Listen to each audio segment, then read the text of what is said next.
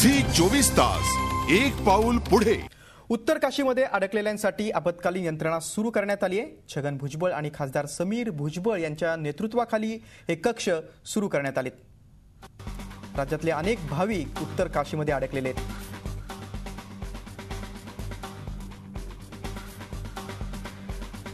छगन भुजबळ आणि खासदार समीर भुजबळ यांच्या नेतृत्वाखाली हा कक्ष स्थापन करण्यात आला आहे। 9561494449 या क्रमांकावर संपर्क साधण्याचं आवाहन करण्यात आले।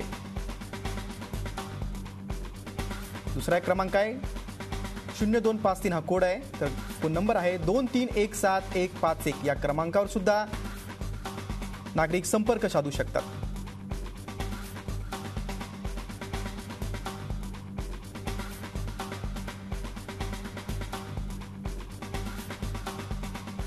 दरम्यान झी 24 तासनं नाशिकचे खासदार समीर भुजबळ यांच्याशी फोनवरून संपर्क साधला होता।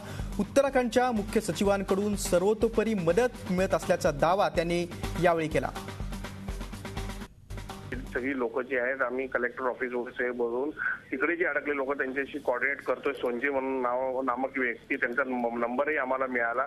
त्यांचा नंबर घेऊन मी तिकडच्या चीफ सेक्रेटरीशी बोलणं केलं। ते चीफ सेक्रेटरीने त्यांचे नंबर एक्सचेंज केलेले आहेत।